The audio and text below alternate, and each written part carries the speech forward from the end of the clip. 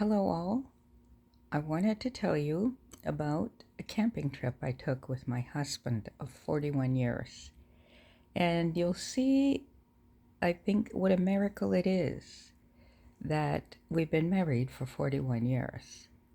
In fact, it could probably add to the case for the sainthood of someone or other if we had prayed to them. My husband grew up in Manhattan, New York City, and I thought he might be tired of living in a loud city. But no, he loves the loud city, and I don't. I love being out in the woods. I love camping. I love fishing. I love boating, swimming, diving, rope swings. Anything you can do outside is okay with me. And he does not feel the same way. So often we spend our dates going to plays, museums, movies, that kind of thing. But I finally convinced him after, this must have been 35 years. First time ever, I said, would you please try it? Go camping with me for 2 nights only and see if you might actually kind of like it. So I found a nice campground, or what I thought would be one. It was beautiful. It was pretty far away, 2.5, 3 hours. But it had a big lake and it had a peninsula that went out into the lake. And so you could walk from one side to the other very quickly, and you could walk all the way around. Had beaches on both sides, and very large campgrounds where you weren't right on top of the next person over. And so I thought, well, this should work well. And so we bought the tent, and I brought all of my camping gear that I've accumulated over the years. We set up the tent, and we got everything out on the picnic table, and I built a fire. And the one thing he did like was tending the fire. I think it was because it involved sitting down and occasionally poking something. But I was happy that he liked any part of it. We did go down to the beach at one point, and the downside was that he didn't want to get any sand on his shoes, clothes, socks, anything. So he would not go onto the sand of the beach. He was willing to sit in an easy chair and read the newspaper while I went onto the beach. So it wasn't exactly what I had in mind, but I was trying to be as accommodating as possible. This was his first camping trip ever. The next day, no, that day, I think that very day, we decided to go and visit one of the sites in the area, which was a beautiful waterfall that everyone talked about. And it was only about 20 minutes away, so we drove there. We hiked up the trail, and just at the last few feet, in order to actually see the waterfall, you had to go around a corner. And the corner was, a little bit difficult. It had a narrower trail to it. It had rocks. It had maybe slight amount of dampness because of the waterfall. And I wanted to see the waterfall. So I said, let's go around. I think, it won't be that hard. No, we were not going to do that. Or my husband would not even think about it.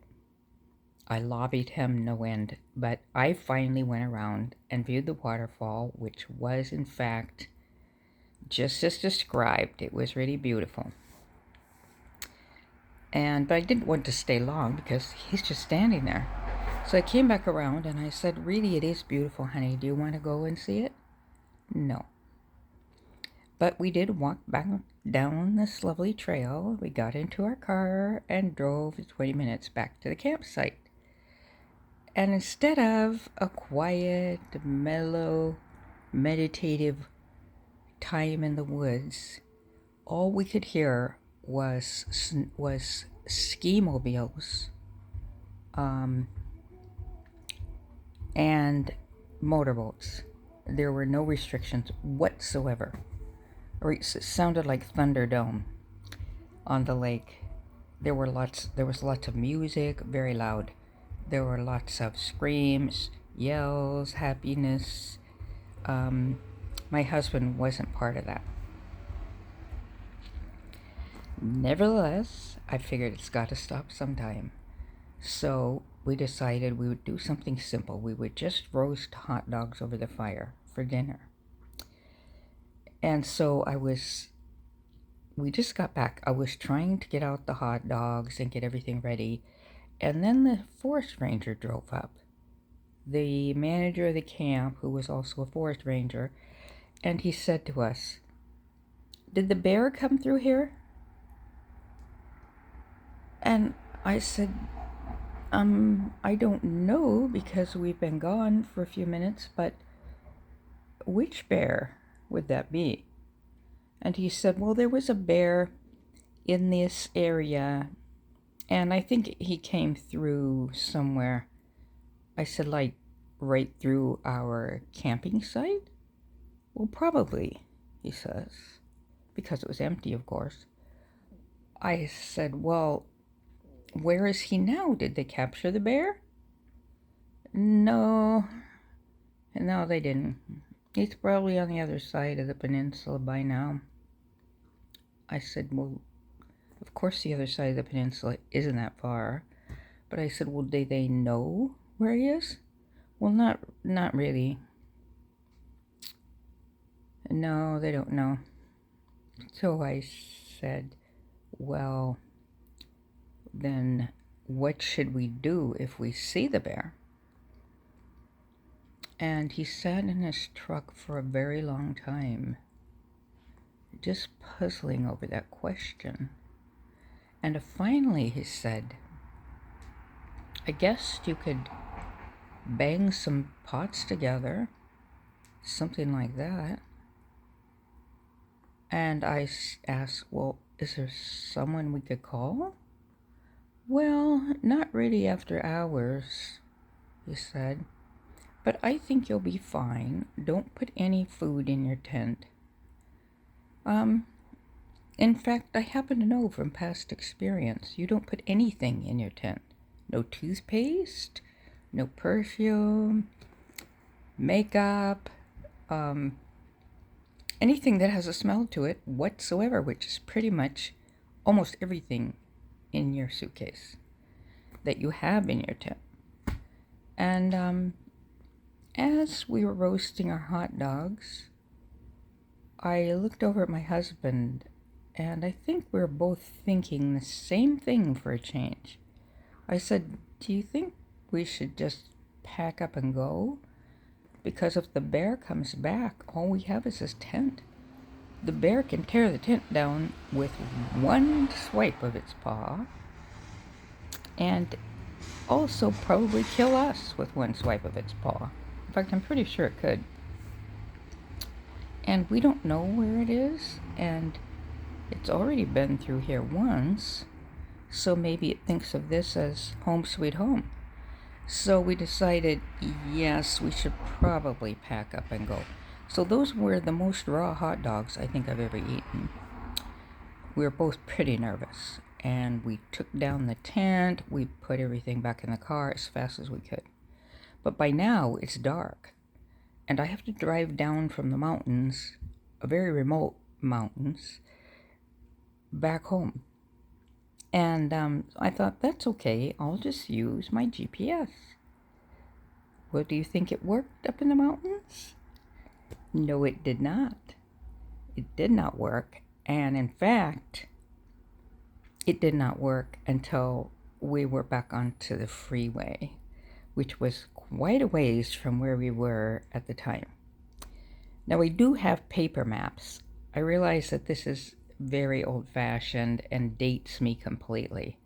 Yes, I am that old, but I do have paper maps. So I got out my paper maps, and tried to figure out where we were.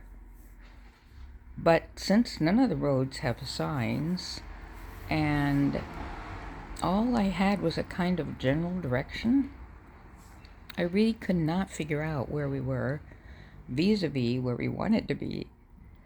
But I felt keep driving, and eventually maybe I would find a road that I recognized. So we continued on down the mountain with our brights on, and there were no lines in the middle of the road. There were no indications of where the side of the road might be, and so I can't really recommend my driving skills on that trip, but we were moving along, and we finally felt we were going downhill. At least that was my main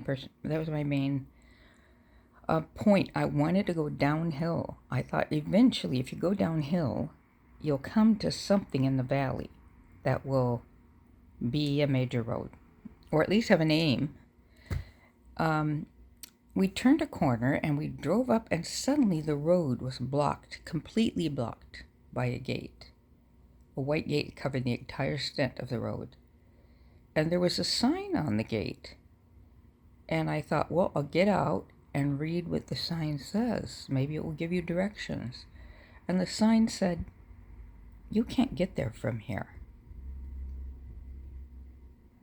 That's all. So I got back in the car, we turned around, and we drove back where we came from and took a different road. Continued to drive around more or less downhill for approximately 3 hours. And we did not find a road with a name, but eventually we came to the freeway. I could have gotten out and kissed the ground of the freeway. And I don't say that often, and I don't say it lightly, but I mean, this had to be the most disastrous camping trip I personally have ever been on. And I have camped dozens, maybe hundreds of times since I was a kid. And, this attempt to give my husband a really stellar camping experience so that he would want to go in the future was a complete and total disaster, a total failure. And he has never gone camping with me willingly again. He did at one point help me take down my campsite, since my son was with me, but he had deserted the whole thing, and it was raining. It was terrible. But bless my husband, he came up to help save me so that I could have a 2-person effort to take down all of the camping stuff. Of course, that didn't exactly endear him to camping either. Now I camp on my own. My kids are grown. They don't want to camp anymore. They have kids of their own. Maybe they'll take them someday. But it's up to me now. My pup tent, not adequate at all. My crates of equipment that take me approximately half a day to unpack. Then I have a night or two to enjoy the beauty, and I have never been back to the boating area or where anyone can ride anything that makes horrendous noise, or where they can play loud music after 10 p.m. I think 8 p.m. would suit me better given my age, but I'll take 10. I fish. Unfortunately, it turns out that in the entire United States, you can't eat the fish. The only fish you might be safe in eating would be trout that's just been stocked recently, because it hasn't had enough time to soak up that mercury. And that mercury, delicious as it may be, is not good for us. So they say. My feeling is I catch so few fish, I might as well eat them, because I don't believe I can absorb enough mercury from the fish that I actually catch. But I would rather catch, of course, an edible trout that is kosher, that is approved by masswildlife.org. So there it is. I suggest that if you are a camper person and want to try to interest your spouse, your friend, your partner in camping with you, you pick a place that's close to home, that perhaps a KOA campground that has a little store, that has cabins, that has events, where people spend their entire summer. They have little gnomes in their yards, okay, by their RVs. And that pretty much sums it up. Good luck to all of you.